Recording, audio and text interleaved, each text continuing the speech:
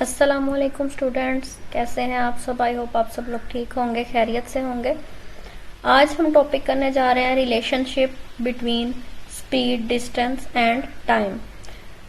तो सबसे पहले तो हमने आज क्या रीड करना है, हमने देखना है कि स्पीड, डिस्टेंस और टाइम, इन तीनों चीज़ों का आपस में क्या ताल्लुक है, इनका रिलेशनशिप आपस में जो है वो क्या है। ठीक है, तो जो भी इम्पोर्टेंट पॉइंट्स होंगे उनको हम अंडरलाइन करते जाएंगे। ठीक है, तो आपका टाइम वेस्ट करने से बेहतर है कि हम वीडियो स्टार्ट करते हैं। Suppose a car starts moving from rest, as it accelerates it attains a specific amount of speed and will cover some distance in specific time.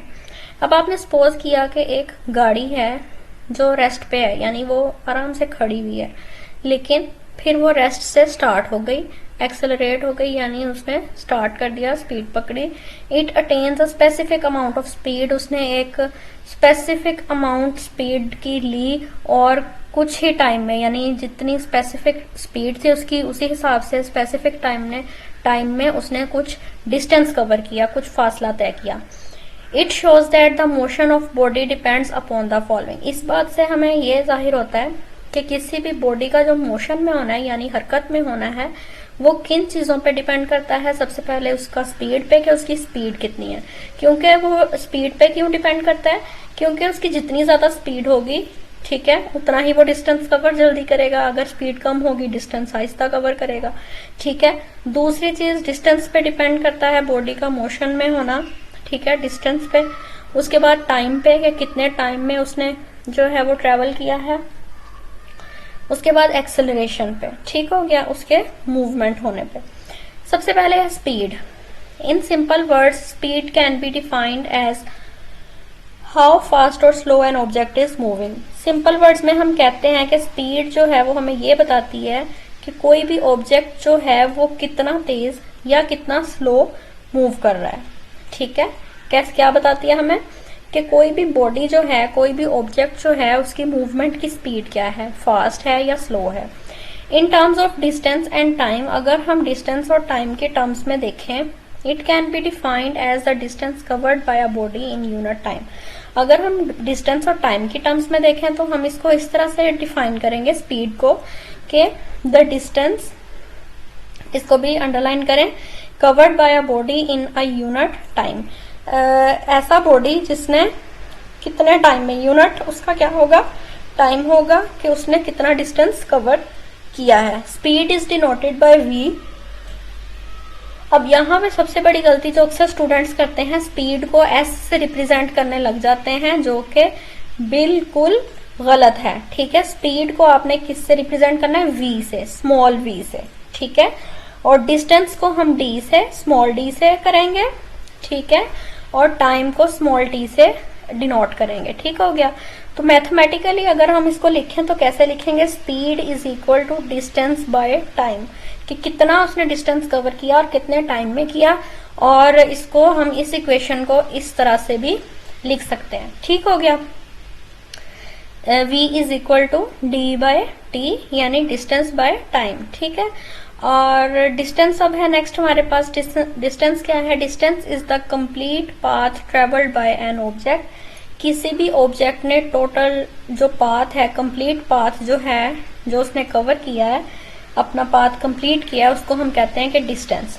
It's unit is the metre, इसका unit क्या है, metre है।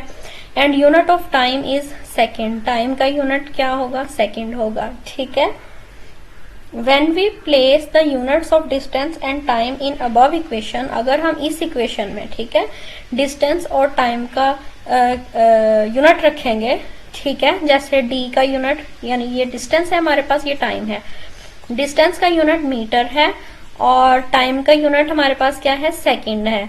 तो हमारे पास ये v क्या था, speed, तो हमारे पास स्पीड का यूनिट क्या होगा, मीटर पर सेकेंड। तो अगर हम इस s को ऊपर लेके जाएं तो क्या इसका साइन नेगेटिव हो जाएगा। इसके ऊपर जो चार्ज था 1 का, वो ऊपर जाके क्या हो जाएगा, -1। तो जी स्पीड का यूनिट क्या होगा, मीटर पर सेकेंड।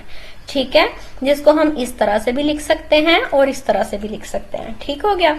तो यहाँ पे यही बात वो हमें बता रहा है कि अगर हम इस यूनिट को यानी डिस्टेंस के यूनिट को और टाइम के यूनिट को इस इक्वेशन में रखें तो हमारा यूनिट ऑफ स्पीड क्या बनेगा, मीटर पर सेकेंड। ठीक है, जिसको हम इस तरह से भी लिख सकते हैं और इस तरह से भी। ये सारी चीजें अंडरलाइन कर लें। ठीक हो गया। Speed, distance and time are relatable terms. ये तीनों चीजें जो हैं ये एक दूसरे से रिलेट करती हैं।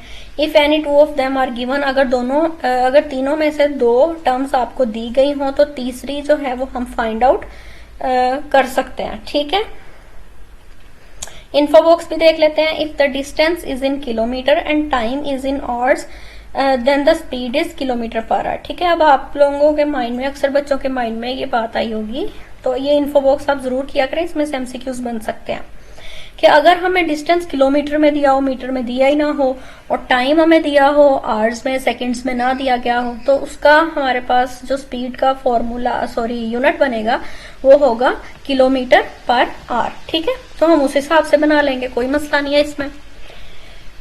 सेकेंड इन्फोबॉक्स देखते हैं। If the distance is in metre, और अगर डिस्टेंस मीटर में है, टाइम सेकेंड्स में है, तो उसका स्पीड का जो यूनिट बनेगा वो होगा मीटर पर सेकेंड। ठीक हो गया। अब यहाँ पे हमें दो दी गई हैं जी एग्जांपल्स, और ये एग्जांपल्स देख लेते हैं कैसे सॉल्व करनी है, ये आप लोगों ने जरूर करनी है।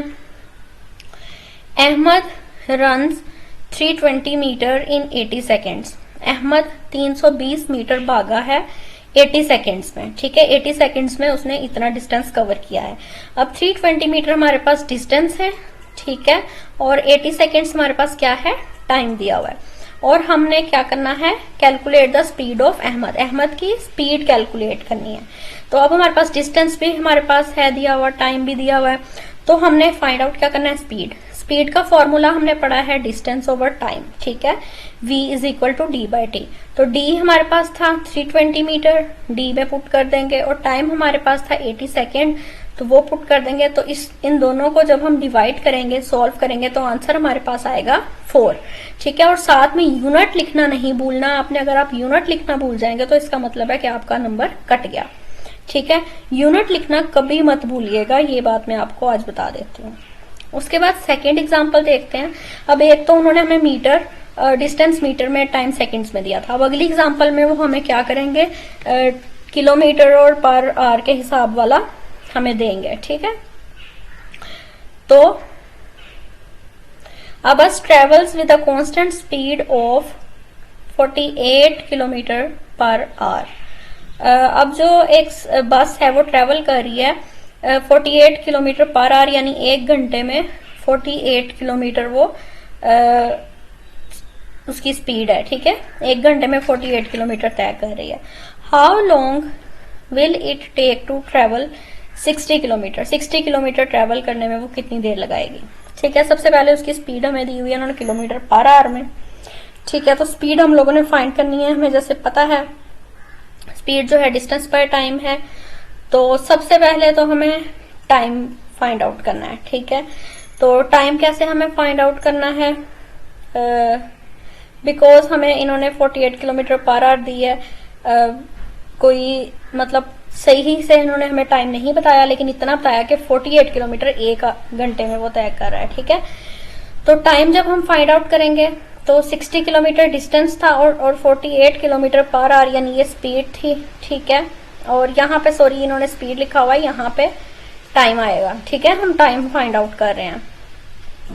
स्पीड और ये देखें, स्पीड और डिस्टेंस उन्होंने दिया हुआ था और हम टाइम फाइंड आउट करें। ये गलती से उन्होंने स्पीड लिख दिया है। ठीक है, तो हमने यहाँ से फॉर्मूले में से क्या किया, टाइम इधर ले गए और स्पीड को इधर नीचे ले आए। ठीक है, तो इस तरह से हमने टाइम को फाइंड आउट किया। ठीक है, इन दोनों को डिवाइड किया तो हमारे पास 1.25 आंसर आया। किलोमीटर जो था ये किलोमीटर से कैंसिल हो गया और ये जो आर है ये हमारे पास रह गया। अब आप लोग कहेंगे ये आर ऊपर जाके -1 क्यों नहीं हुआ। ठीक है, तो जैसे कि हम देख रहे हैं, 1 मिनट, ये देखें ऊपर है जी किलोमीटर, सिर्फ के मैं यूनिट्स लिख रही हूँ।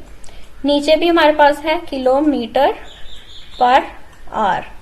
ठीक है, ये नीचे वाला जो है ये ऑलरेडी बाय में है। ठीक है, ये देखें जी, ये आपको स्लैश नजर आ रही है दरमियान में, किलोमीटर पर आवर है, तो ये ऑलरेडी अगर हम इसको लिखें, अगर हम इसकी ये स्लैश खत्म करें तो इसका मतलब ये कैसे लिखा हुआ है, किलोमीटर ओवर किलोमीटर h-1 इस तरह से।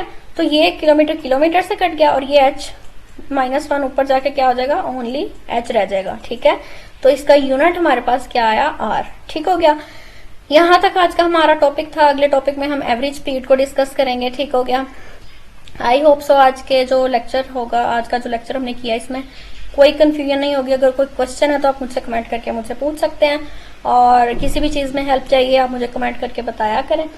तो अगर आपने अभी तक मेरे चैनल को सब्सक्राइब नहीं किया तो काइंडली सब्सक्राइब कर दें। इसमें आपका कोई पैसा नहीं लगता, मुफ्त में ही आपको करना पड़ता है सब्सक्राइब।